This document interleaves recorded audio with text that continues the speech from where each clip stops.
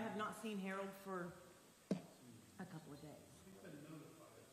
Yeah, I haven't seen him. He was on my neighbor, and I usually see him. I haven't seen him for a couple of days. Drive past my house. He eats out 3 times a day, so I can guarantee him coming past my house 6 times a day. Iron Kettle's lunch. Breakfast is somewhere in town. Dinner depends on if he goes with Steve Dillinger's dad or what or not. If he doesn't, if he goes by himself, it's on him.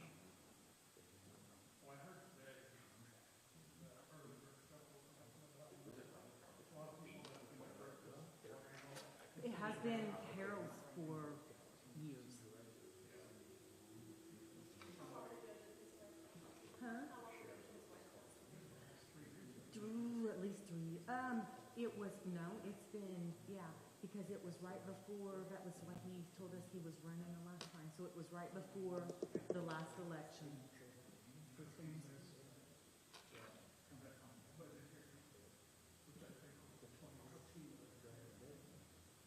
Yeah.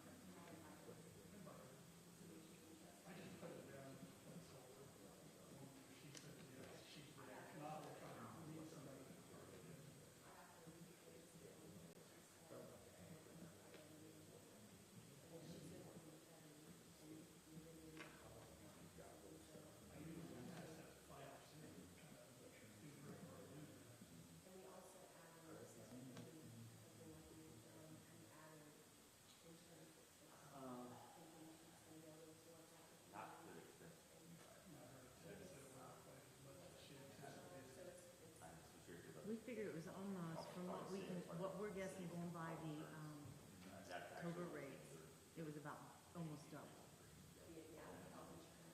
The health insurance that we had put in, that you guys had put into the grant.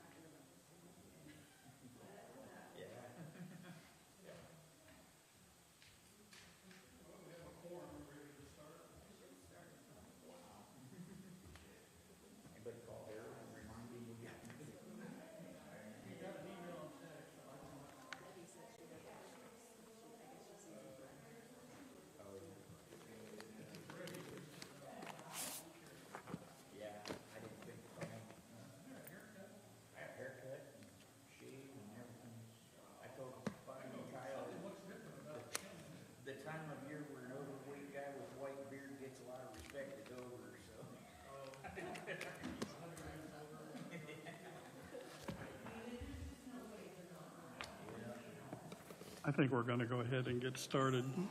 We're expecting Mike a little late and Betsy a little late, but we have a quorum, so I'll call this council work to order. Just a couple of comments. I see Shannon has a list of things that he's posed, and I think a lot of that's been shared with Jason. I shared some things with Jason, but Shannon's list pretty much covers both of ours. There's some things on the handout I gave that's kind of a quasi roadmap or itinerary. I saw that the CASA has been reposted, that opening with new numbers, the highway assistant superintendent. I did listen, even though I wasn't here present, I did listen to both the council and the commissioners, and I see the portion that Tim asked for EMA was moved over, thankfully, to ARPA. So that's being taken care of. They are still conservatively projecting 50,000 visitors to Henry County because we're one of the last counties to have a full 4 minutes of full total eclipse, and it won't happen again for, I guess, over a century for Henry County at least. A note there, I guess Shannon and Susan and I are meeting at the request of Rex and Mark Koger, meeting after this meeting. They just have some questions. I know public safety lit requires the tax council, which will necessitate if there's any modifications to that. Newcastle's involvement, which Jason has shared with us before, because we're a Lowett County, it's one of those lets that requires some collaboration, and they wanted to have an initial sit down. I don't know about the 911. It's just something they broached. We didn't. Insurance, if you've listened in, and got your ears to the tracks, the railroad tracks, you hear the locomotive coming down those lines. Otherwise, we also have a note. I shared it, and there's a copy that it looks like either Shannon or Debbie shared from Addie Roker from Wagner Irwin Shealy. I'm going to turn it over to Shannon, I think, because he's been the main communications with Stephanie, with WIS, and he can kind of summarize that. But you do have looks like a 2-page copy from Addie that you can follow. Are you ready to do that, Shannon? Okay, take it over. Yeah, I won't read it word for word. The first page, page and a half, basically says where we're at in the process of the compensation study and reclassification stuff, job classification stuff. She's received the overwhelming majority of the job descriptions, has some meetings scheduled with department heads coming up, and will make the appropriate changes and have a new factory evaluation system available to us summertime. I did pose to her at least a couple of the questions that are on the list of questions topics that I made sure you guys had in front of you, and one of them was, how do other counties handle comp time, vacation time, sick time, payout, overlap of new hires? You can see on the second page there, she says that some counties have created a separate fund under the council's budget, and employees are paid for their comp time out of that fund to avoid delays in hiring a new employee. Other counties require departments to budget for overtime and comp time payouts in their individual budgets, but that requires departments to plan ahead. Many counties that we work with do not provide any sick time payout at termination or retirement. That was one of the comments. She did reference our policy handbook and says that they say public safety, non-public safety positions can accrue up to 240 hours of comp time. Public safety employees can accrue up to 480. There's a recent trend with counties to move towards eliminating the use of comp time. It is recommended that Henry County consider setting lower maximum accruals for comp time to reduce hiring delays and the monetary liability of the county. So if we were to follow Addie's recommendations, we would need to make some changes to policy in that regard. So with that, you have her memo there, and I'm happy to answer questions if I can.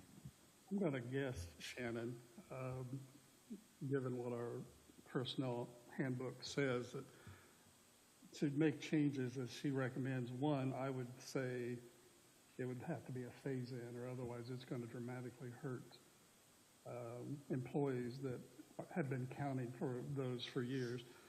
Secondly, I think that personnel committee, review committee, 3 commissioners and 3 council would need to sit down and start talking about those changes. And I don't think I am serving on that. I think you two and Betsy agreed to serve on that. So we have, but we have not had a meeting. Okay. So okay. Good. So just be in communication again, just like job classification. I've opted out of being on that. So I trust you guys to do what's necessary. But again, I think these last 4 things would, my thought, and I know you haven't met yet, is this would have to be a phase in. Or you're going to have No, well, yeah, that too, but you're gonna have mass retirement before the deadline.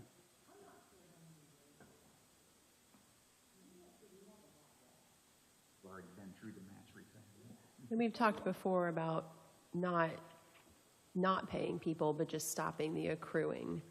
And that is an option too. I mean, we're not necessarily saying we're not going to pay out what people have already accrued, just that we could potentially I stop. like the insurance when we said the spouse will carve out from this point forward, you're going to be, from this forward, you got to, if your spouse has insurance, you have to take that, which probably that and some other adjustments is why we're at least one thing that's in the black now. Okay. So For whoever the committee is to talk about. one point though is that one thing that we could do is put funds in reclassification to pay out comp time. So that's a separate discussion. And like we did with this like this. past year, put things in reclassification for, So as a holder. the But we first- have to budget for that amount. The first items up here are things we can discuss during budget section, but budget session, the bottom ones are more planning with the commissioners. I thought it was interesting, her comments, when I read them. And it sounds like most of the departments have done what has been asked from Stephanie through Wagner, Irwin, Sheila, except for a handful.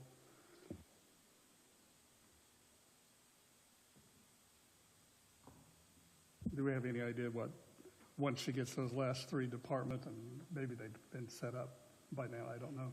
Two of them had their information in, they just didn't get them in on time. I talked to Stephanie the other day. They've already started reaching out to department heads, talking to them. Okay, Wagner has, they've already started reaching out to them. They'll be here next week, February 26th, to meet with I've read that, that's good. So you think what? I think they've got all, if she was missing one department last I knew, I don't know if they got it in since then. Okay, good. Do you have any idea the turnaround time once they meet with department heads? Are we talking before budget time? That they should That's have- the intention, is to hopefully have it before budget time, and I can't tell you for sure she'll get that I done. would think that. And then do you anticipate the job classification committee rebooting after that in some form? Possibly. Okay, We've done pretty well without it to this point, but probably as well as it was when you had it. it's, I think if we do the reboot of the job classification, then it will be more like we had discussed before about having, one or two meetings a year to set the guidelines and move forward. That's my hope. And early in the year to set it well ahead of budget time. Yes. Yeah, if you get on that cycle, I think things are going to look up, maybe, perhaps. Questions down on the set? Well, Mike wouldn't have any yet, but Kyle? Oh, you're good. The attorney's good, so we're good. Most of today, Jason has agreed, thankfully, to meet. One of your colleagues spoke at Horizon Center this morning with a rep from Ice Miller. Very good presentation. I can't think of his name. That was it? Yes. Very good presentation. But it's for elected officials. I don't know if everybody got an invite. I was there, Corey was there, and Mayor York was there, and two of them presented. I listened. No, I can't think of her name. But it wasn't Lisa. I talked to her and said Lisa was the one that we deal with. And I guess she is from, like you, from Henry County. So, at any rate, it was a good session.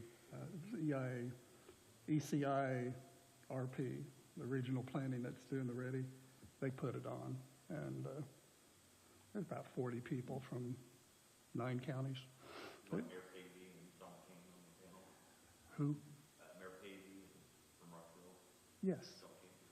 Yes, and their EDC person, I guess that's him, okay.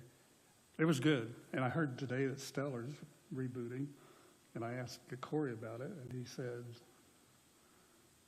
probably EDC or Henry County Community Foundation would be the lead, and they're holding off because, what was his term? We didn't have the capacity currently. he wants to build capacity, see what happens with Ready 2.0, and they're shooting for 2026. Because if we're not at the next meeting next week, there's one today in Lebanon. You have to be one of three, and there's one next week. And if you're not at any of them, you're not being considered. And I don't think we're being considered because we're not ready. So at any rate, Stellar is rebooting, and I guess he and Jennifer are talking about the 2026 round instead of the 2025 rounds. Heads up. Next, Jason. There are questions on this sheet from Shannon. I don't know if you have a copy of it. Do you have a copy? I would say I'm gonna let you address what you can. I don't know if you have any updates on the legislature. We had EMS here at the last meeting. There was Senate Bill 33 that dealt with their being able to increase reimbursement up to a Medicare level, because right now they're getting shortchanged and they're losing. EMSs throughout the state, private and public, are losing money hand over fist. I think that's still alive in the legislature. One that I know that Shannon and I have been following is House Bill 1121 that we've talked about. I don't know if it's gotten a hearing this week. I didn't see it on, but I have a Zoom tomorrow. I'm on the Indiana County Council Association Legislative, and our next Zoom is tomorrow. And I'll be asking specifically Shannon about those two because they will affect us. And I know we're going to end up probably note at the bottom of the page that the commissioner's work session DLZ update is next Wednesday at 3. I'm not going to be able to attend that, so I hope somebody on this council can.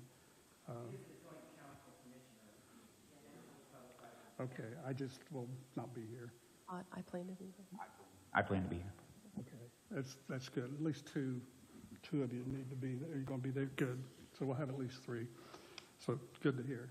And if it's recorded, I'll be out of state, but I'll listen in as I did last week. So, Jason, you're on.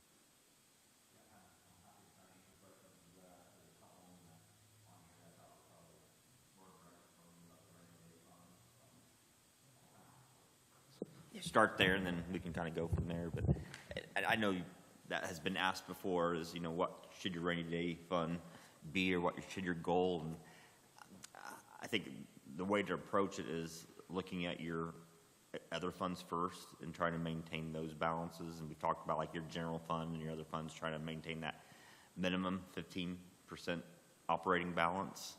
And then once we hit those goals, if there's any left over, then transfer over to the rainy day fund. And so that's the way I would approach it, probably. I mean, it's nice to say you have a lot in your rainy day fund, but if your other funds are, you know, have very little in it, then it doesn't really serve you any benefit. So I think as you're looking at your budget and looking at things, looking at your operating funds, and again, 15% is the minimum.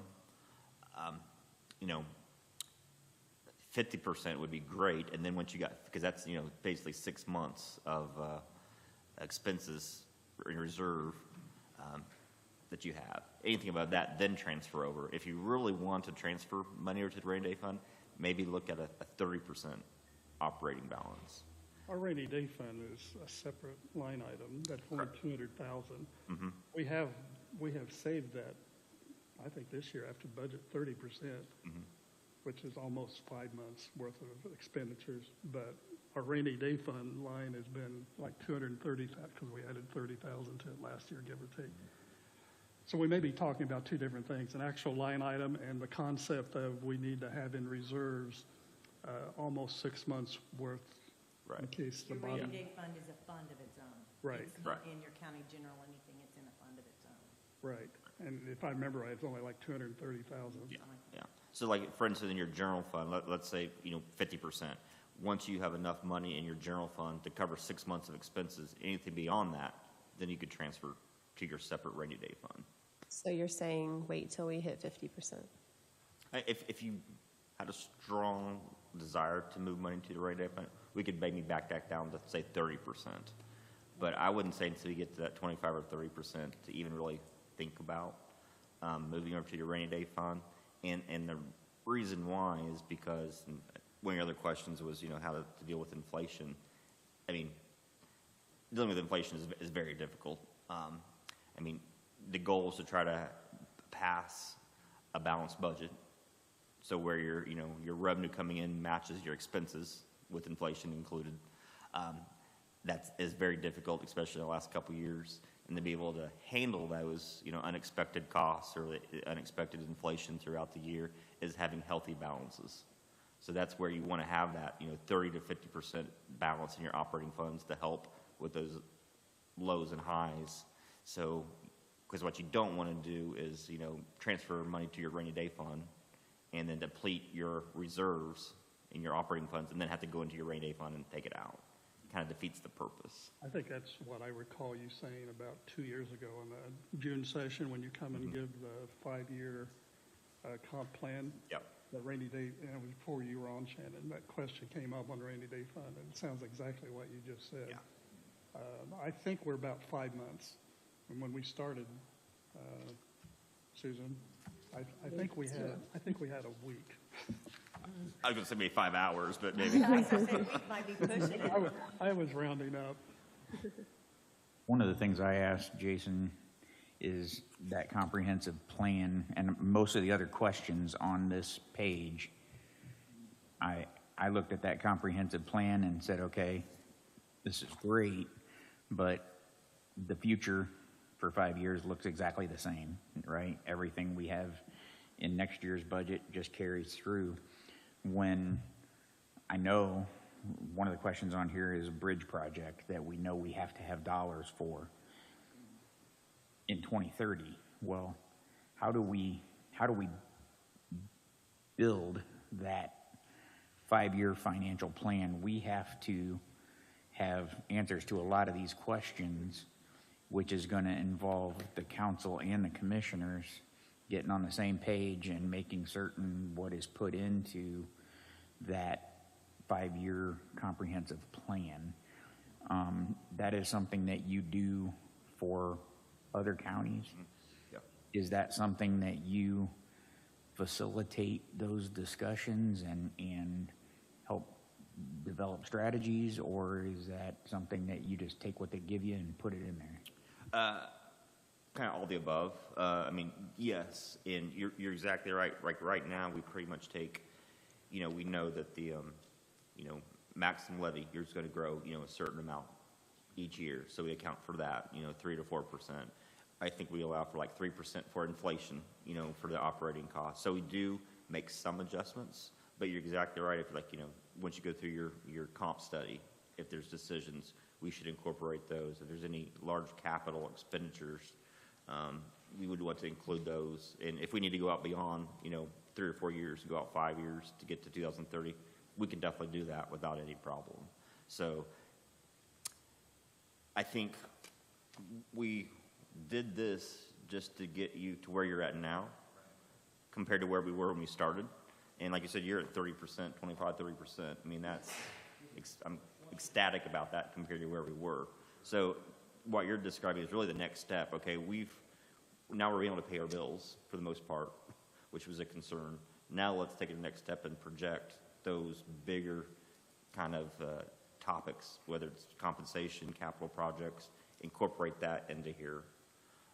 And yes, we can be involved in those conversations and kind of help lead those discussions, if you like. I know we talked about, capital plan piece, and if you want us to meet with the department heads, us individually, or if you gather the information and provide it to us, we can do either or.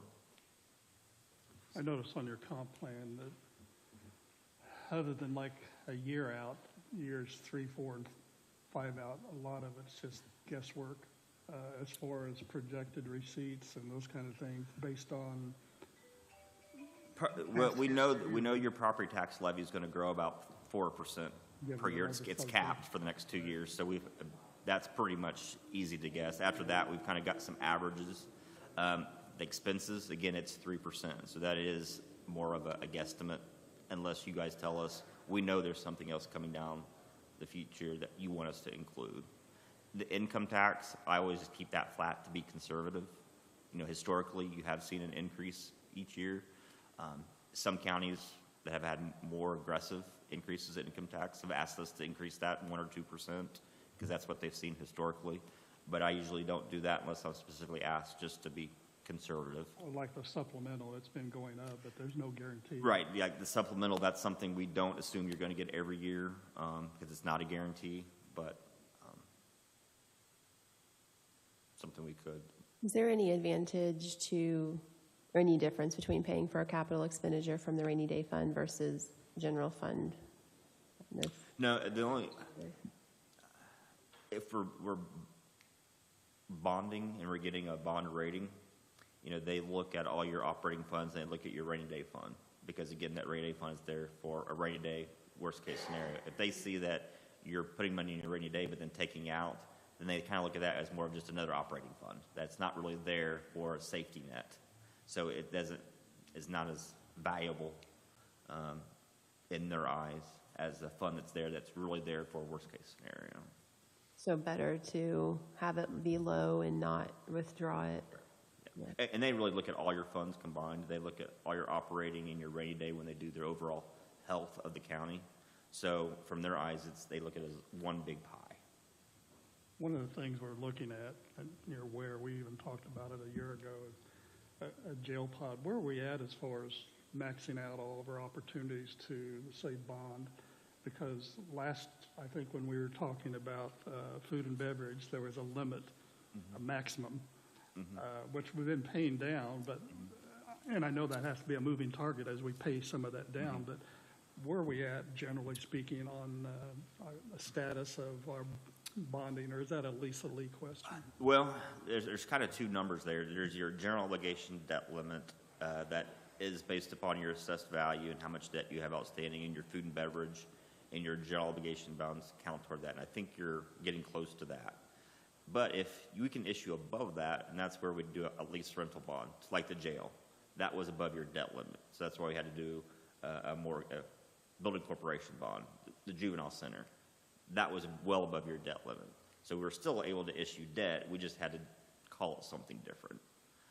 So I wouldn't be concerned unless you're thinking about food and beverage, just because that has been kind of quirky, just because of your legislation, the way it was written specifically for Henry County.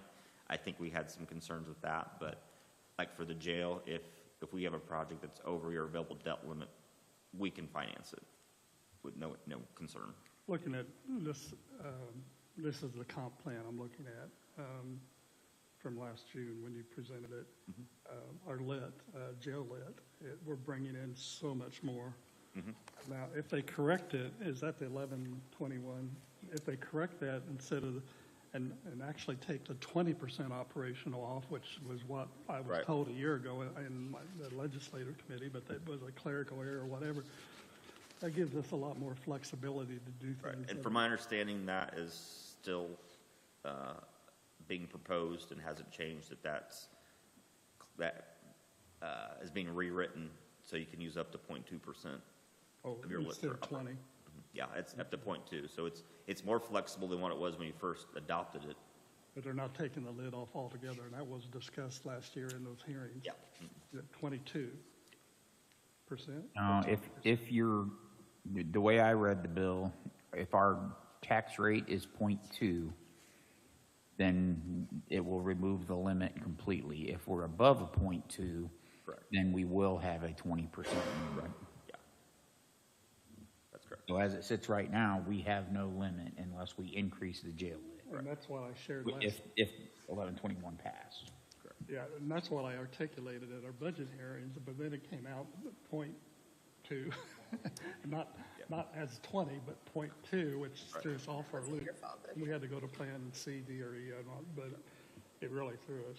Yeah, so no, if this bill passes, which I think it will, then that's going to give you a lot more flexibility to use that excess lit coming in for operating costs. Well, a lot of that public safety, well, jail has to be jail, but that gives us flexibility between public safety and jail, and we didn't have that flexibility at budget time last year because of the typo, I guess. Have you had any conversation with the commissioners yet about the new jail pod? I know they were going to launch the project this year. Not yet. That's the primary topic of our April work session. And I know that the judges and the sheriff have committed to being there, and the commissioners need to be there too, but that's 2 months from now, because we're at the limit. If we're talking 80% capacity or 85% capacity, we're over the limit. But we're not full, but we're darn close to being full. So that's topic's going to be pretty. And I know your, if you look at your comp plan, if you look at the very last page, page 53, that's your last general obligation bond that we did, and it matures in 2026. And again, we kind of kept it short, knowing that there would be another bond issue in the near future. Which bond is that? The 2022 general obligation bonds. That's the courthouse bond, That's the 5 million for the the court. 5 million for the courthouse. What month does it mature? Is that beginning of the year or the end of the year? It matures January 2027. January 20. Yeah. Yeah.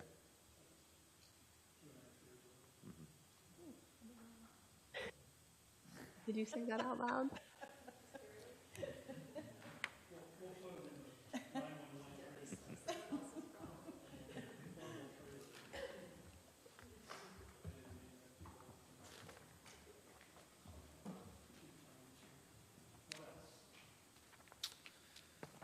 Those are the two questions that I saw that I thought I could answer, but unless there's something else that you see on here that you did have specifically for me, but I'm happy to answer any other questions too. I saw recently a engagement letter that was sent that you forwarded to us for Baker Tilly. Is that something, I mean, that's not something that the commissioners would deal with that. Yeah, but it was to help with the budget, like we do every year. For that Paige comes and helps you with, and then for the comprehensive financial plan. So it was just both of those agreements that we talked about. We just been kind of slow to get those prepared. Did your hourly go up? I didn't. I think I did put in an additional amount for if we wanted to meet with the department heads specifically. Okay. Yeah. So we kind of broke it out separately. Addressed that yet, Bobby, or no? No, we just got it. So next time? Our itinerary for Wednesday. Thank you. Okay. So we're on the same page there then. And I totally agree with you that to make this as valuable and useful for you as possible is those things that you've talked about. And all these things are here, you know, once you get answers to them, we should incorporate this in here. And we're more than happy if this needs to go out to 2030. That's not a problem at all. Just as longer you go out, the less exact it is, but And if that's you not a did problem. sit down with department heads, then it would be some additional expense, or would you consider that? It would be, and we included that, what that additional expense would be. Or I guess, Jason, could we do a separate scope of work for that as well? Yeah, I think, I can't remember, we could say the comprehensive financial plan, like we always do, say $20,000. And then if you want us to meet with the department heads, then that would be like an extra 15,000. I can't remember those are the exact numbers, but we broke it out Oh, separately. you did? Okay, I haven't read all of it yet, so, okay. So we broke it out there. It seems like we did increase, we increased several things with last year. Contract, I know we did insurance, but heaven knows that's not going to be enough now, but we increased some of these kinds of We things. knew that WIS was going to be more expensive. Yes.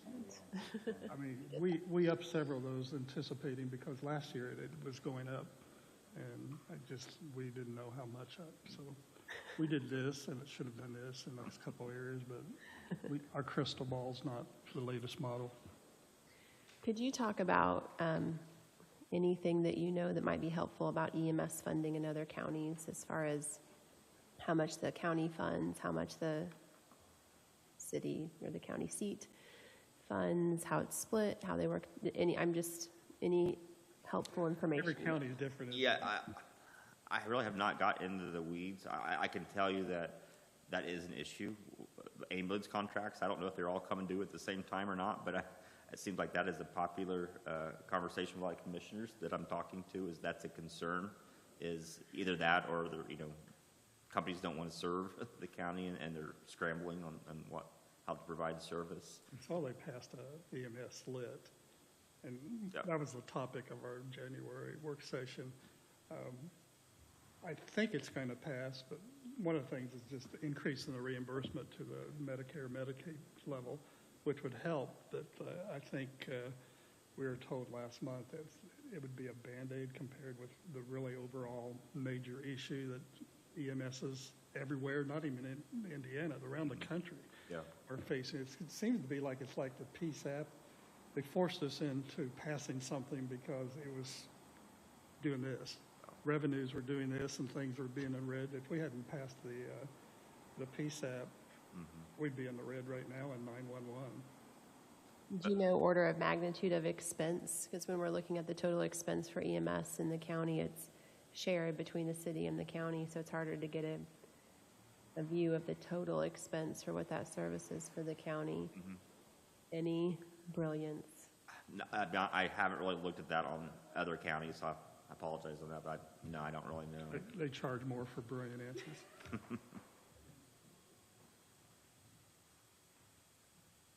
We don't expect you know everything, but we know you know a heck of a lot more Yeah. on some of these areas. But, than we and do. that is helpful, like, because we do this for quite a few counties, but we really haven't been involved in the negotiations or how exactly the split between the cities and the counties. But they are, I can tell you, some of the conversations I have been in, it varies greatly. Probably coming up more because expenses are increasing because of labor, so more people are Yeah. talking about how to fund it, so more people are thinking about how it should be Yeah. funded, yeah.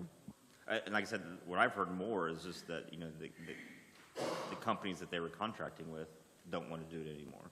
Or the hospitals, you know, don't want to be involved anymore. And then they're scrambling to figure out how to provide the service. I said that's because it's not cost effective, right? It's difficult. How many counties do private service? You're talking about private companies not being willing to provide the service. Is that a common?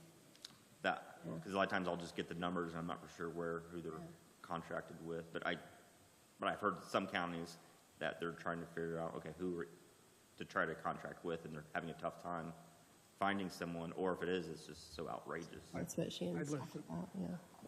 So I listened can in. give you an example, like Wayne County. Reed Health is contracted mostly for Wayne County. There are some counties that do contract with private services. And then there are hospitals that will contract with private services for their transports. I mean, it's all kind of all over the place. So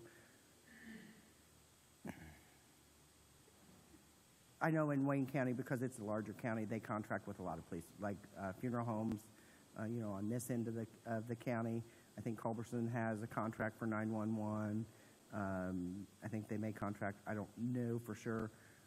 They used to contract with Dublin for 911 service, but they contract, same thing in Connersville, they'll contract. But Reed Health has, in Wayne County, has most of it. But a lot of the private contractors is out of the hospital, transports out of the hospitals. And there are difficulties with that as well. But staffing, you know, the staffing for ambulances, whether it's private or public, is a problem. You know, there's such a liability. It's like police, teachers, you name it. People are not going into the profession. And you think the liability of somebody's life's in your hand and what they get paid, they have to really consider, is it worth getting $20 an hour if you're lucky and you've got somebody's life and the chance of being sued is growing logarithmically. I did listen into the hearing online when whatever committee it was, I don't remember now, was considering the Senate Bill 33 that dealt with EMS. And they had people from all over the state. Some were public, some were private. Terre Haute has a private service that's huge. Fort Wayne has a combined combination like we do, a hybrid. They cut way back. They used to cover the entire Allen County. And because of costs, they've cut back, and several towns are no longer included in that service. But it sounds like everybody who testified, they're hurting, and they're losing staff like crazy. One person, I think it was a Fort Wayne person, the Allen County person, said they had a staff of, I don't know, 100 and something, and it's been cut almost in half. So they're having to make major changes in consolidation, but most of it comes back to staffing and not being able to pay what the risks are for the people. And they get a lot of training. It's like police officers. There's a lot of training involved. And they don't get compensated as per the amount of training and the responsibility they have for life-saving, and everybody's so crazy. Do we pay to train our people, or do they have to come trained, or? Are you talking about paramedics, EMTs? Yeah. We do. I know Newcastle does have a program that they pay for EMT to become a paramedic. Of course, they have to stay for so long after they pass their certifications and actually are national certified. Henry County EMS has started that process as well to train for EMTs, and then they have to stay for so long after they become certified as an EMT. The EMRs will be going to EMTs, and eventually, I don't know if she has implemented this yet, but eventually we'll be paying. Well, there she is. Hey, Mandy. So we do pay for training to become an EMT. I'll turn it over to you. They were asking the question if we paid for training to become If an we EMT. need to. If we need to. If they can't, we will, yeah. We are right now paying for them to go. I've got 3 in advanced class, which just supports our ALS moving up. Most of the people I hire now, if they are even still in EMR, I'm not actively looking out EMRs, which is EMRs can only drive and assist an EMT. They can't provide any kind of care other than first emergency care. A lot of the volunteer firefighters are EMRs, first care response. But as far as an ambulance and a service, they are limited in what they can do, but they absolutely saved this service when we were gutted because we had to be able to make trucks to cover these shifts. And so I wouldn't get rid of any of them, but I did give them all the opportunity to forward on their education to stay. So far, all of them but one has. And if I take an EMR on now, they have shown me proof where they've have communicated with someone, either it's Hufford down here, we've got one in Anderson, one at Redline, that they're getting ready to start a class or are already in class. So I don't just hire the EMRs and then say, on your own time you can go. They have to already be in the process. So I don't really need to pay for EMT school. If someone came to me and said, I really want to do this, I was going to start, and it's because usually it's pretty pricey. It's $500 or $600 off the top, and then it's payments after that. And a lot of times they can't do that. If someone came to me and said that, I would probably try to find a way to help them rather than just send them away, because we need people, and if they're that excited to get to the field, then I'm going to encourage it. But right now what we're paying for is to get them up to the advanced level, so that that's one that helps us bring in higher fees because we can bill at ALS 1, and then when we intercept with a medic, we can bill up to ALS 2. So that's where we're going. That's where we're headed right now. So that's currently what I'm paying for. I wouldn't say I'll never pay for EMT, but I'm trying to pay for the higher certifications right now. What certification do they have coming out of the vocational program? Do they have any, or do they have to take a test at the end of the program? The vocational high school program, what do they? So I actually interned at this year's high school, both AM and PM. I do their state practical this Saturday. And Bobby and I had set up a while ago, just for safety reasons more than anything, you had to be graduated from high school to work for us. So what happens is they'll take their state practical this Saturday, then they have from that practical to the end of the school year to take their national registry, and sometimes it takes 2 or 3 times to pass that. It's a really hard test. Once they are graduated high school, I can have everything done. I've got their application, I've got everything into HR, and if they want to come work for us, they basically slide in. Up until then, they're welcome to come and ride on in that time period. They can ride, sign a waiver, and come and ride with us. I can essentially have them trained before they even graduate high school. And I do have a few that it's going to do that. So it sounds like that's a potential good feeder program for your... Absolutely. That's why I got my PI. Okay. Absolutely. Because the whole goal is and has always been, and I now have the resources in place to turn our service into its own training institution. So I will recruit them, train them, get them all the way through to passing that national registry. They will not have to pay for the class as long as they're employed with us. So that's the goal. It was always the goal. It's just been sped up a lot. So while Lucas went off to medic school, I went to go get my public instructor. So Do what? So advanced ALS means it's not all the way up to a medic, and especially here, our medics have crazy protocols. We have those protocols, and once we have medics, they'll be exactly the same. The advanced is a little different. At the city, an advanced EMT is usually with a medic. Sometimes they might be on a lower level truck. So they don't really have expanded protocols. So I'm currently working with the medical director in the hospital trying to figure out what exactly they want from us as far as transfers go. But it opens up the scope from where a lot of these calls, when they want fluid sent with a patient on an IV pump, there's a whole list that I can take. I can take if I've got an advanced EMT, or even if it's just myself, then I can take that. And it's a lot of them out there. So it really will open something up. Right now, it's just me. I've got to get these people through school, and they already know I'll do the best that I can. If something is emergent and you got to wake me up in the middle of the night and I got to come do it, I'll do that. But we can't push it. Like I had a really good meeting with them. It was different people, and it went really well. They don't really want to give no money yet, but they understand that last meeting kind of was a train wreck, and it served no one, absolutely no one. So advanced will be BiPAP, CPAP. I can respond to and give D50 in a diabetic emergency, start some fluids, and get them to the ER without the city having to respond at all. Because once I start that, it actually drops down to BLS, but I charge it ALS1. So if you had a scanner, you'd know those happen daily, where they're having to go wake someone up and bring them back. So it just opens that scope to where, and it's probably just going to get bigger due to a lack of people going to school for this. So what the EMTs can do now is what an intermediate EMT used to do, say, 10 years ago. And the advanced is doing a lot of things that only a medic could do 10 years ago. It'll just get broader.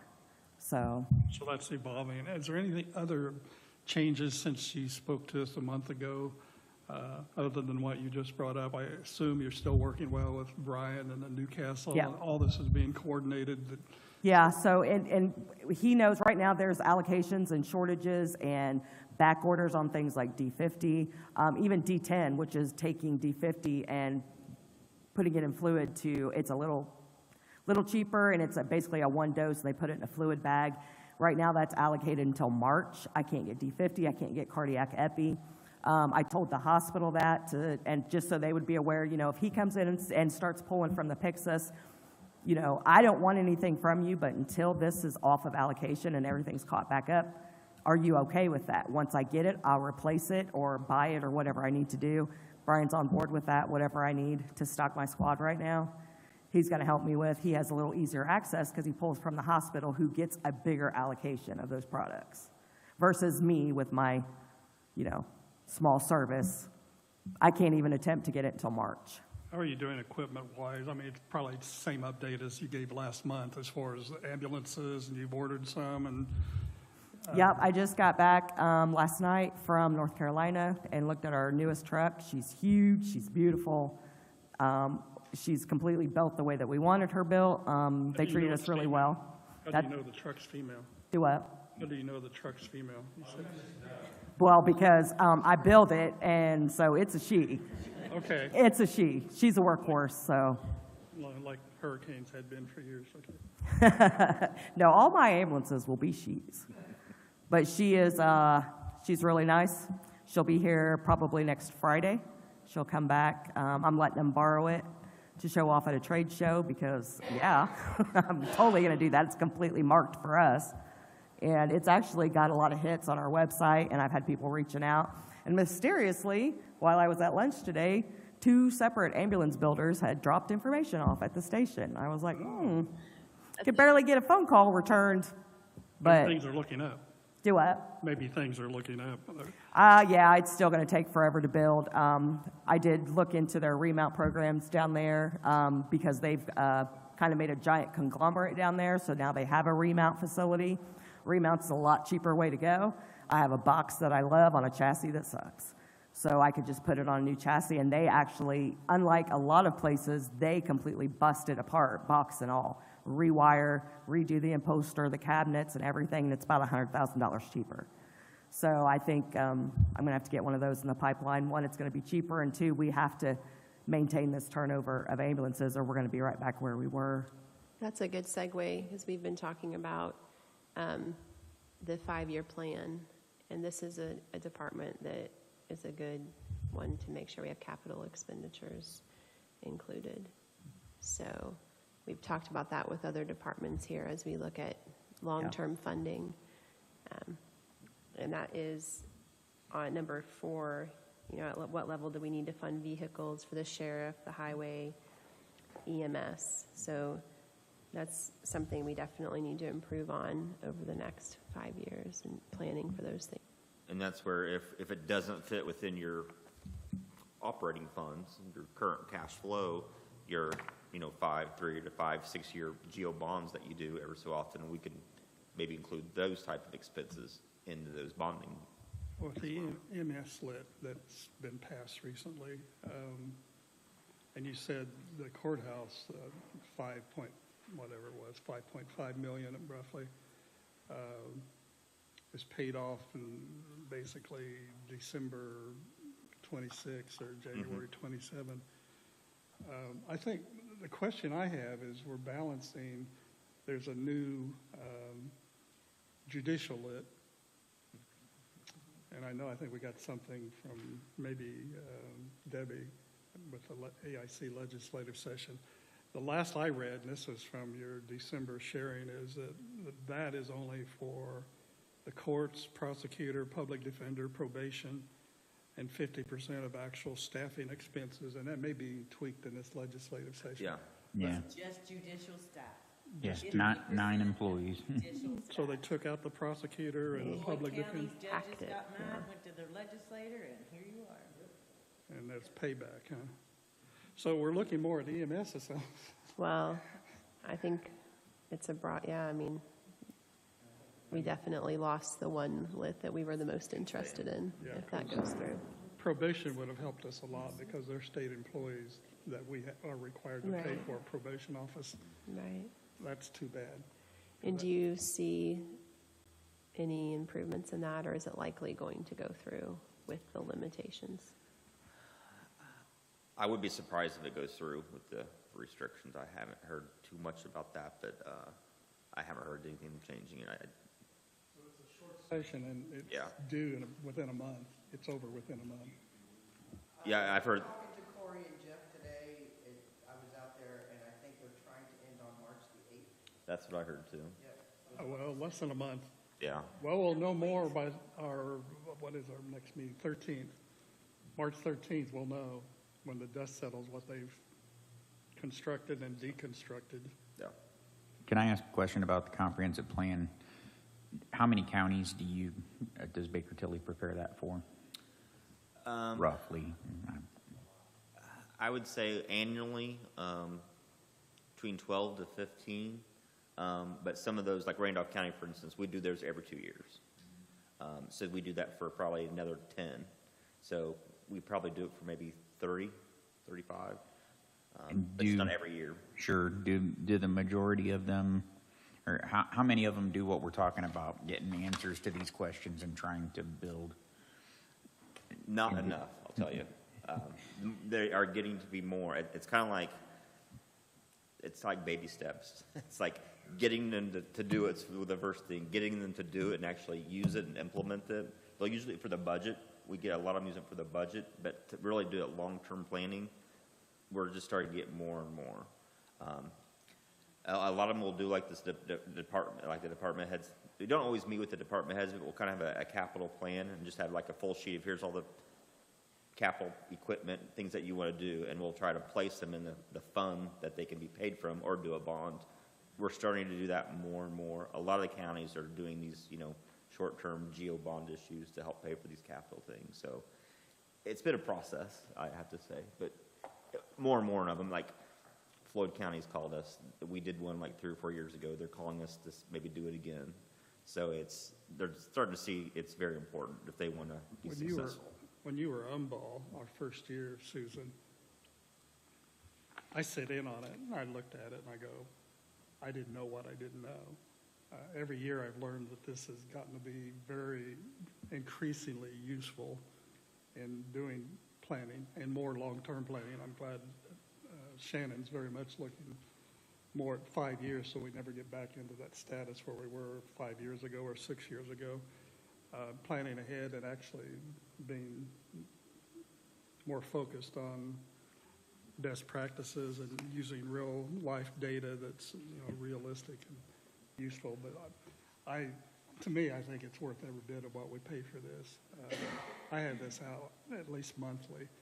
I'll tell you where I'm getting some calls, unfortunately, is I'm getting calls from counties that say, hey, we've just adopted this big salary increase, and now we don't know if we can sustain it. Can you do long-term cash flow?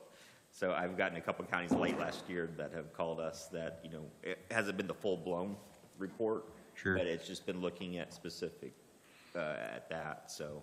Yeah, I'm sure we fall into that category as well. Now I forgot my question, but I'll get back to it, I guess. Oh, While you're thinking of it. go ahead. We've been going steadily up from 0 to 5 to 15 to 25. We would have been 35, but with the 5% increase, we bumped down to about 29, which is slightly better than the 0% that we were at. But we also have to monitor that because that 5%'s there in perpetuity. So we have to, it'll be interesting what we are at next year as far as cash reserves and whatnot, because that 5% Well, costs us significantly. If 1121 passes as we hope, we won't have dipped into our operating reserves. You So, use your public or the jail. right, Yes. we had balanced and then Right. realized, right, so if that is corrected, we will have again submitted a balanced budget, so we should have maintained the We operating should be, reserve. if they pass that, which you said is hopeful, and we're all hopeful, Yeah. that'll give us some flexibility to tap into that we didn't have that luxury last year, unfortunately. Shannon, you thought of what you I wanted? did, yeah, and I mentioned it to you beforehand. The average lit rate is 1.89 across 92 counties. We're at 1.8. But in our discussions, we talked about, you have a lot of groups that are talking to you about making changes to be able to keep up with the things that we're also trying to keep up with. So, and I know you said you're not at any point right now to be able to try and guess at what kind of change that will be from 1.89. It's going to go up. It's not going to go down, right? Are there any thoughts as to rough guess what would it be bad for us to be below? Would it be bad for us to be above? Averages are averages, and every first thing you learn is nobody's average, Yep. right? Yeah. So, are counties concerned with that? Are other counties concerned about being close to average, above average, below average? Is it all over the board, or nobody cares? I'm trying to think where I was that asked a very similar question, and I think it was the question was, are most counties, do they fund most of their budget from property taxes or income tax? And it's really hard to answer because it really depends upon your tax base. You have Hamilton County has, they have a lot of income plus a lot of assessed value, but it also depends upon, where you are, where a lot of your revenue is coming from, whether you need more taxes or more income. So I don't really like to compare counties from one another because they're so unique. But what I can tell you is that if you just look at the legislation over the last few years, what do they tweak with? What do they reduce? They reduce property taxes. Because, and just think about your constituents. When they come to complain, what do they come complain to you about? Is it income taxes or property taxes? It's property taxes. That's what the legislators hear as well. So that's what they're tweaking. So I think the trend is going to keep property taxes low. They know where they're going to make it up. Hopefully they know they have to make it up somewhere. It's going to be income taxes. And that's why they've created the jail lid. They created the EMS. They created the public safety to give you more flexibility to raise taxes. So we're the because bad they know guys. they're reducing your property taxes. So if you just look at that, they're almost forcing you to increase your income taxes to maintain the services that you're providing. If they campaign on, look what we held your property taxes at 4%. Well, Forces and us they're to- talking about eliminating, I mean, your mobile homes. The Yeah, I saw that. legislation's there, increasing on veterans exemptions, it's gonna eliminate a lot of that, so. It's election year. Look what we've done for you. And we've got one governor candidate wanting to get rid of income tax. That has to be made up. Yeah. And guess where it's going to be made up at? Chances are. Some of it will be the state, but a lot of it will be at the county level. Well, there was, I think, one bill, I think we heard at the district meeting, they were going to eliminate property taxes altogether. You know, but that was just to get the, again, discussion. So you can see where the trend has been, and that average has been increasing. I just think that's going to continue, not only just because of inflation and because of additional services, but just because of, you know, the trend in where legislation is going. I don't think any of our constituents have seen very many tax bills decrease over the last 10 years. I think that, aren't they taking the build a study for, if your homestead property would be 100% on a homestead property? I think they're taking that to a committee, a summer committee. $5 billion across the state of Indiana is what would be lost in property taxes. It just has to be made up somewhere. I mean, or it's just going to be catastrophic. Of course, a year ago, we were talking about the Marion County case could, I think Jody was saying it could affect us as much as $2 million. Fortunately, it wasn't, but I'm not sure we've seen the entire full impact of that yet. Yeah, I mean, they're going to study looking at, She does not, because I went, Might as well stay at the mic. I went to her yesterday because I had it on my desk, and she does not have that full number yet. She said she'd try to get it to me, but she doesn't have the full impact yet. She's still doing a lot of, we're Yep. still doing a lot of corrections Yep.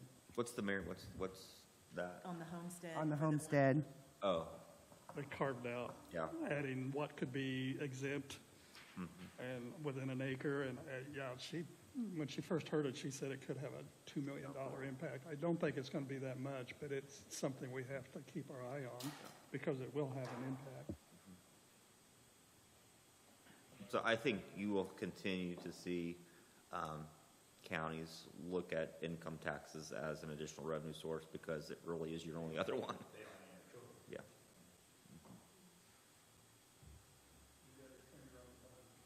Well, Bobby was up there. I was going to ask her. Bobby, did you get one of these 2024 work session topics? Okay.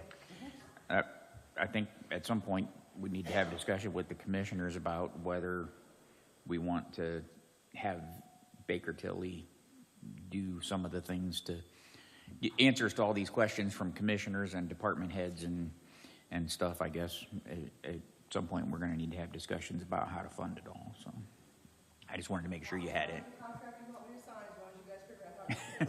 Well, that's the thing. We're trying to figure out how to fund all this stuff. That's why we and- need to work together and communicate Yeah. because Yeah, because most of them end up on my desk. you want. Most of them end up on my desk. Yeah, absolutely. Yeah, How to pay for it. Ultimately, Yeah. it ends up in the auditor's desk. I did speak with Jody's, I'm liaison to her, and we did speak about the mobile home, and she just said it's a catch-22. It'll be less money, but it'll also be less headache because mobile home courts are a major headache. But that's also up to you guys. That ultimately, right, falls back on the council to make that decision as Yes. to whether you want to eliminate it. That's why I talked to her about it. And she was kind of not going to make a huge difference in her office, but it will take some monies away from us. And we have to be really careful about that, given some of the decisions the state has been making, that trend you were talking about. Yeah. And especially if they do away with income tax, they've got to make up for that somewhere, or things are just going to fall apart. Municipalities and counties are going to be hurting tremendous, more than the EMS is hurting. I mean, it's going to affect everybody. I have one last question for Jason, and I asked him ahead of time too. Are we missing anything? Is there anything happening or on the foreseeable future from your standpoint that we're not talking about that we should be that we need to look into. I'll know more after the legislation, because there's always some surprises in there, good and bad, mostly bad, but some good. So I think that will be helpful, what they kind of sneak in at the last minute, but, That was 1454 last year. Yeah. 200-page, whatever yeah. monstrosity it was. Everything was snuck in at the last day. Not really. Again, there's not many. I mean, as you guys know, there's not much, unfortunately, flexibility in what you're able to do, but there's a lot you're responsible for. I know the MVH, funds, they've been talking about, trying to make that more flexible, and I know that they're looking at changing that formula here in the next couple of years. They've talked about that as well. Motor vehicle. Yeah. But not right offhand I can think of, but definitely as we continue to do these comprehensive things, that's something that we definitely look at and bring to your attention as as we become aware of it. Shannon asked earlier about bridges. I know one of the major bridge projects, Brian Joe going after federal monies, which has a tremendous amount of red tape involved, which is all the expensive red tape that goes to the feds. We talked, I think, Debbie, it's one of those funds, I don't know what you call it, that if you raise it, it's going to affect the others, Yeah. including general, so you have to be very careful. But we do have the lowest in East Central Indiana as far as cumulative bridge rate. And that's something where, for other reason, counties can't issue property taxes for road improvements and bridge improvements, but there is a certain statute out there that I'm working with another county that has a lot of bridges. It's like you can do, I think, up to a 10-year loan capped at $2 million per project. So that's something, if you do have a bridge project that, again, it's raising property taxes, but if you can't fund it out of your cum bridge or your general fund, we could do a 10-year loan up to $2 million to help pay for that. And this county, they have, I can't remember how many bridges they have.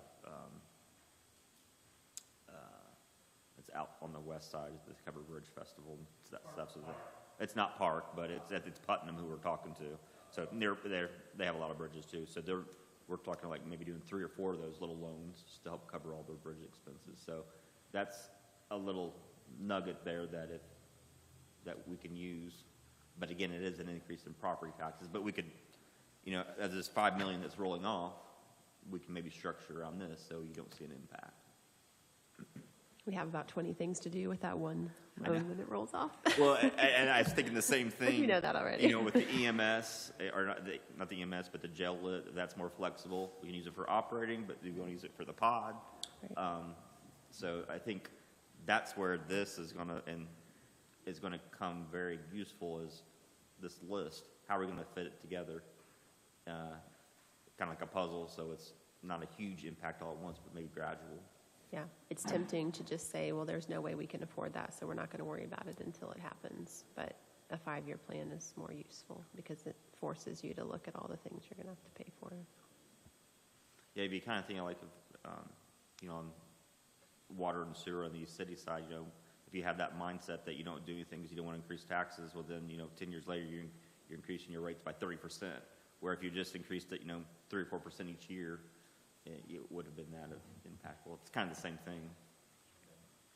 Fortunately, we had ARP for that, $10 million up to the jail, the water sewer thing. And Reddy, I noticed what seems to be bubbling to the top, listening to Corey, our water and sewer, which is expensive. And as he said, it's not pretty, but it's necessary. And for future growth, both of them have to be attended to. Well, and yeah. it costs a lot of money. Yeah, and if you look at, we do economic development too, and if you look at a lot of communities in Indiana and across the country, here's some studies, they say we can't handle any more growth. We don't want any more new development because we can't handle it from water or utility side. So you don't want to be in that situation. So Well, they're running into that mess on the Boone County project. Yeah. The amount of water they're needing, and of course, Tippecanoe County's balking because they're wanting to use the off the Wabash, whatever that underground reservoir is, and Yeah. what's that gonna affect Tippecanoe in 5 or 10 years? But Good yeah, question. And I think you'll see other areas with similar situations. But potential at the 109, Knightstown exit, you know, I guess the truck stop, like Wells, and the new clinic, the potential demand's there and potential for growth once that gets started. Water and sewer, it's going to put a major emphasis on needing to boost that considerably, and it's very costly. Yeah.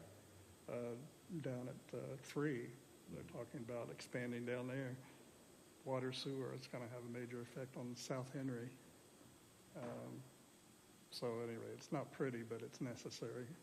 You get those jobs, and then hopefully have the houses that have the house the employees, get that the property taxes and also the income tax. I think addition's going to go up north of town, what they call the Hall addition next year. I think they'll be breaking ground on that. That'll help some, but ready emphasis this time on 2.0 is a lot of to do with housing and Right. growth and sustainability and all that. And that's that conference I was at Horizon Center this morning dealt a lot of that. That was whatever that regional partnership that's doing ready, put that on. It was pretty good. I think our goal, we're going to have to prioritize because we've got the public safety and we're meeting with Rex.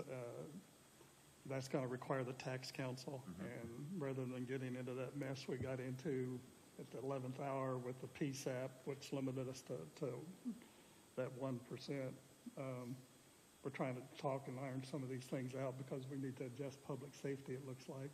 1454 has, the fire departments are going to be coming and they have discernible needs. EMS, we'll see how that shakes down in the final analysis, if they're going to just limit it to court or if they're going to ease up on that, we'll know more in a month. But the jail lit, if that comes out the way we want it, we're going to have a lot more flexibility, which we thought we had last year and found out we didn't. Maybe things are looking up, but we're going to have to probably pass a lit just because of what the legislators held our hands to the. Well, if the jail lit is corrected, which it looks like it will be, that would let us maintain, but it wouldn't let us look at the things on this list. Jason, Fallon. yeah, based on, we had some pretty big increases, steps up with longevity and salaries, everything, compensation. Seems like every year there's a $300,000 or $500,000 surprise baby that shows up that we need to budget for. Based on what you know right now, are there things that you guys should be worried about these things? What is the focus, the most important things to focus on for the future? That's what I'm really interested in knowing and looking at. Any ideas or thoughts or? Well, insurance is always a wild card every year, so that's where, again, going back to those reserves and health, that's important to try to deal with that. We kind of talked about, any liabilities that the county has or may have in the future, make sure that we have some cash balances to deal with those.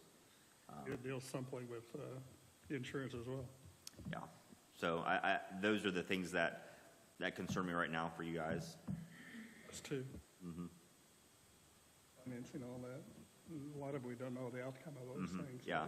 So that's where I think we need to, as I became aware that that's in the back of my mind as we're talking about all these things in the 5-year plan, having enough that we can sustain whatever those numbers might be without, jeopardizing, what you're currently doing. So this is just a thought for the council, but even though the court lit is going to be much less than we were expecting and not going to do what we were hoping, it doesn't mean it shouldn't be passed. I mean, it would still be, I'm just saying it to generate conversation, 177,000. right? I mean, that could help with some of the new insurance expenses or something. I don't know. So I'm just throwing that out there for Would qualify.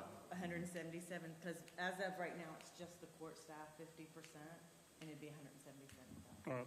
Okay. I was wondering what it was. You've already calculated. I know it's minimal, but It's still an option as a piece of what we're doing. And It that could can still be- be used as a piece. And that's about a .01. Yeah. Right. It's in increments of 1/10%. Right. isn't it? Yeah. .01 will get us But bring in close to that something. number. So that could be as you're adopting, Deadline again. the end of October? Okay. Something was March. Was that? If you wanted it to take effect in July, right? If you pass it in March, it takes effect in July. There were two. There was March and then there was like And then October and November or, Yeah, August and October, okay. yeah. They moved that up last But year.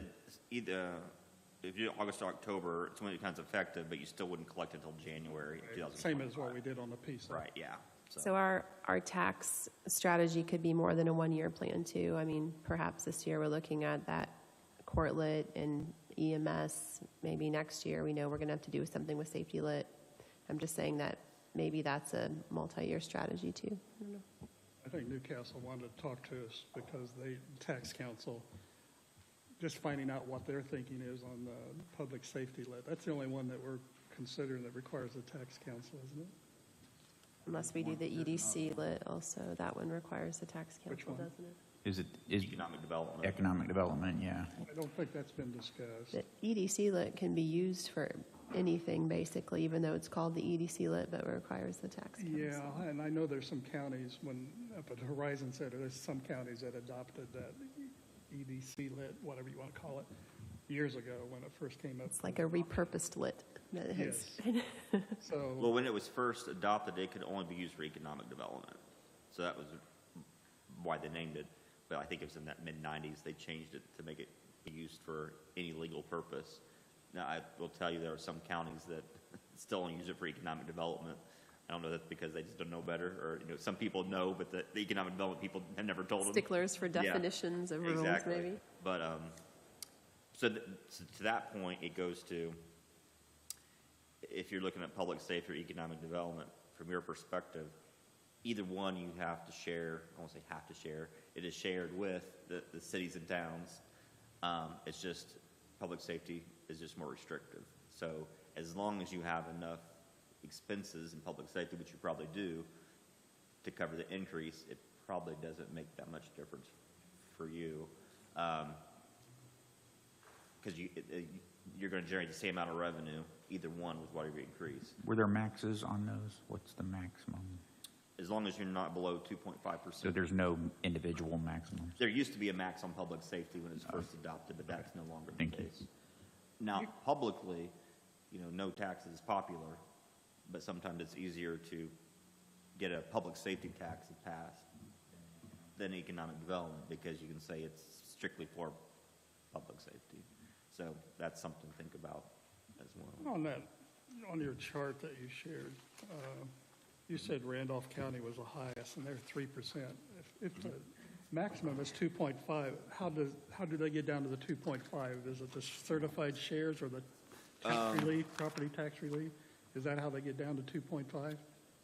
They have 0.5% property tax relief, so that's outside that 2.5. And they also have a 0.25 special purpose for their courthouse. Like you have a special rate for your jail.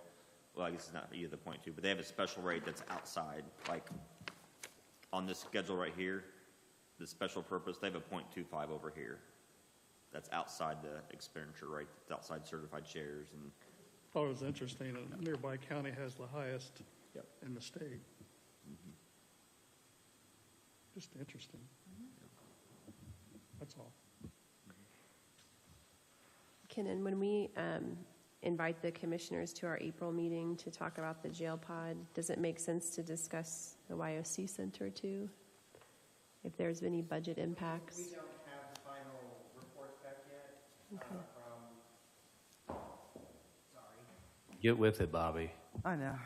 Getting your exercise. Will you by I know. April 25th? We don't have the final reports yet of what all needs to be updated, repaired, or replaced for YLC. We're still waiting on that from Resolve Tech, and then we can start moving forward on everything else.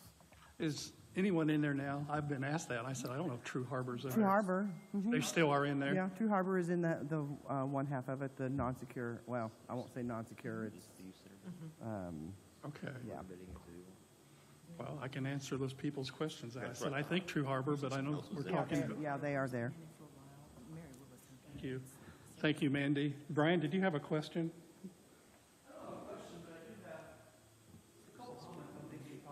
Okay. On the comp time, I just had a thought on it, when you guys are getting to that point, consider it. Is it possible that it could be something that could be accrued but not paid out? Because, We've talked about that before. You have to pay comp time out. It's comp Okay. time is a federal law that has to be paid out.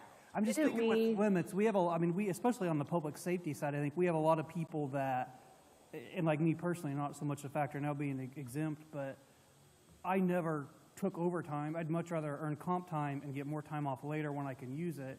And we get a lot of people that use it that way, especially within their first year. If they don't have vacation time, they'll work a ton of extra open shifts and earn comp time because they know they have a trip later in the year they want to take and they don't have vacation yet. So We there's talked about uses that. for it. Remember with Bobby York, she was saying, even if you did short-term disability, that wouldn't help me if my grandchild got sick. So I'd like to accrue it even if I don't get it paid out. Sick time. That's sick time, She was talking right? sick time, not Okay, sorry, yeah. It was just a thought, because I know a lot of people like to use it that way when they don't have anything else. Instead of like totally taking it away, if there was a way to not pay it, but I guess that's not possible, but it was just a thought. When Addie wrote at the bottom, there's been a recent trend with counties to move forward eliminating the use of comp time. If that's federal law, what's she getting at? They don't let them, they pay them out. My auditor's emails have just been blown up the last couple of weeks. Well, there'll So probably be apparently more it's a after big if they're issue. listening to this tonight. That a lot of counties are limiting it to 20 or 40 hours. Oh, that's And the they have to limiting. be used within either the month or the next pay period. Okay, well, that'll be up to the Personnel Manual Committee. But that's where they're going with that. Okay, something for future discussion, I guess, with you guys. But yeah, it's, a lot of counties even are at the point where commissioner and council are getting reports at every pay period as who has how much comp time, so they can keep control of it. And I know Hancock County, she said it was a huge ordeal for them, but that's what, they're one of them that's doing that. Okay.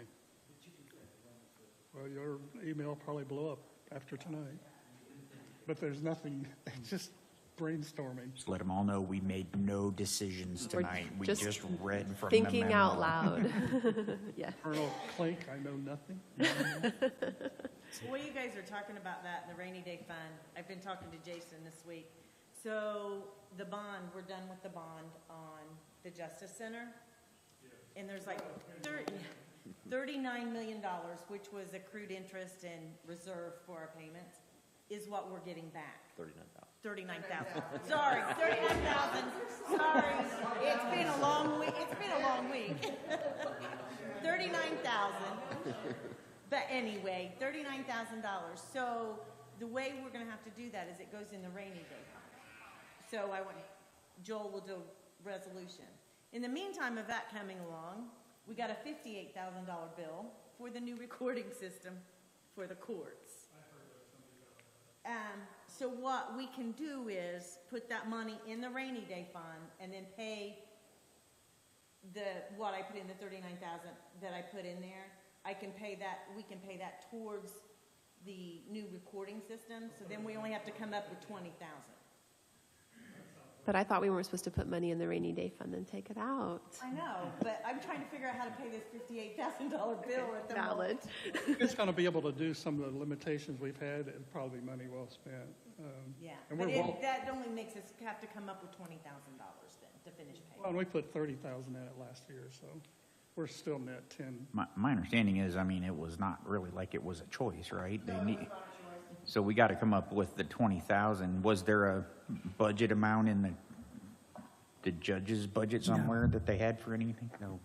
Nope, it wasn't, No, and and it's they not a have choice. some I mean, we money. had actually one of them, luckily it was not during a court, but one of the courts, the system actually crashed, and Jeff luckily he was able to get it rebuilt and working again, but no, we don't have a choice to do it.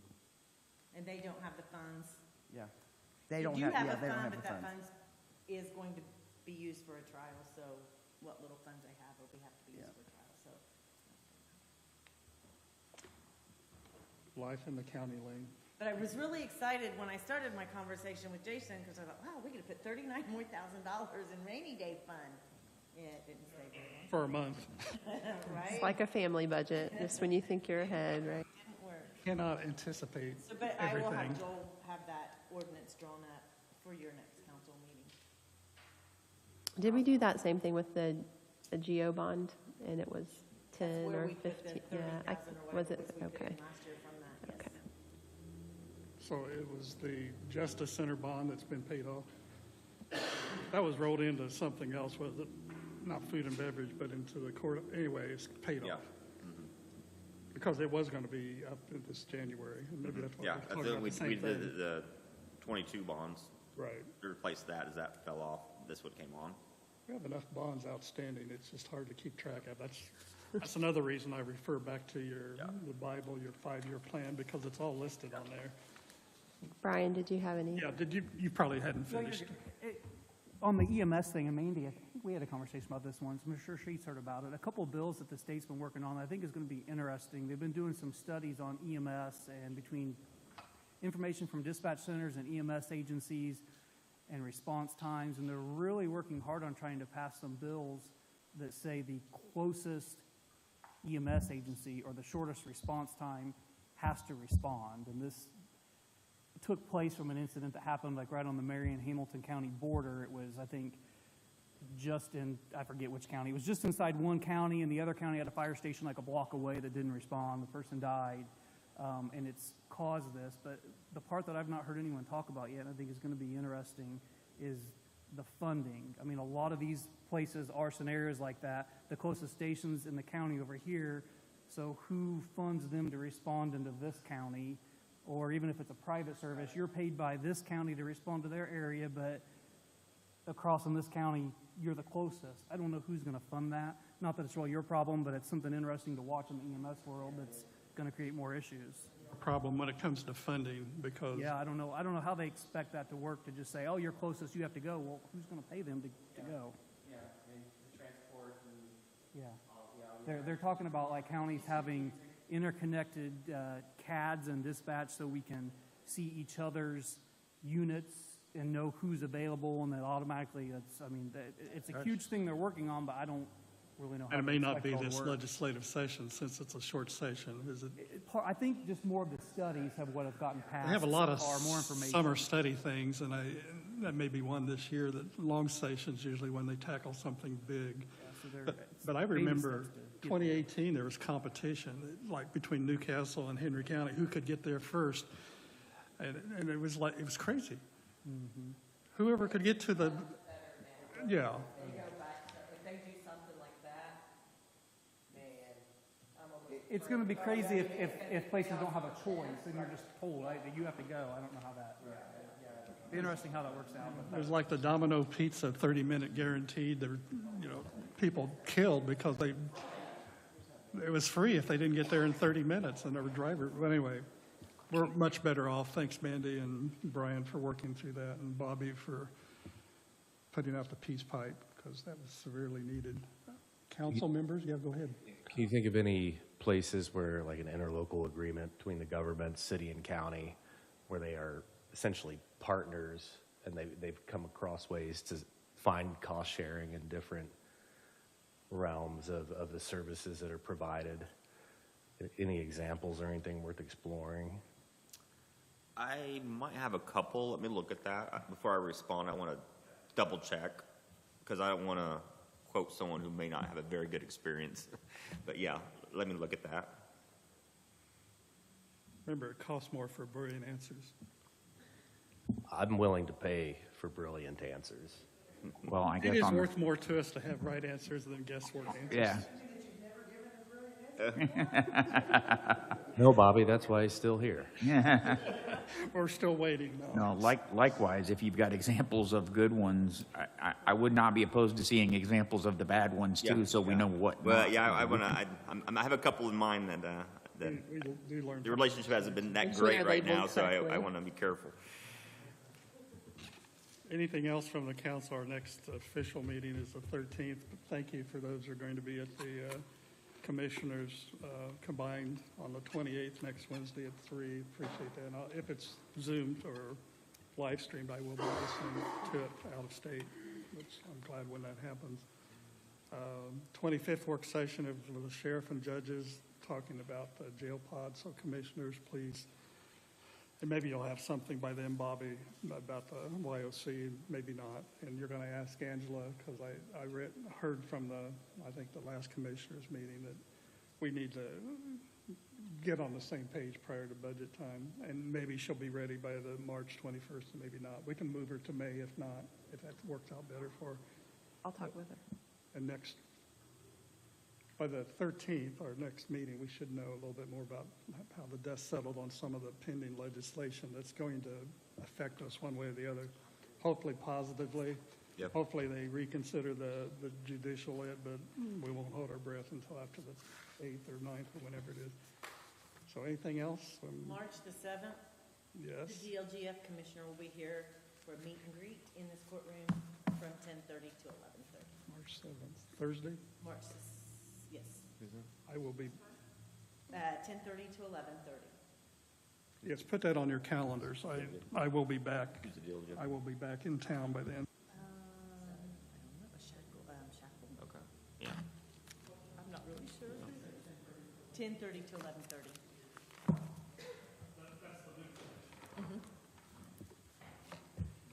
They put out weekly updates. I don't know if you all get those from DLGF.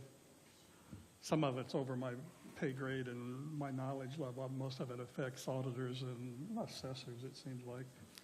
But I do look at them. And I did take the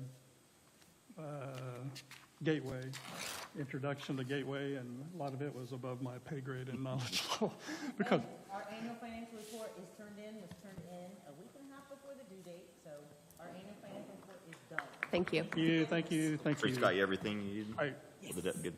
I look at those DLGF weekly updates, and it's amazing, the deadlines for this, and I said, most of it's auditor and assessor. It's a tremendous amount of deadlines that have to be due, and they post when it's past due, and then they show the map of when things are past due. They shame people if they're not in on time. Anything else?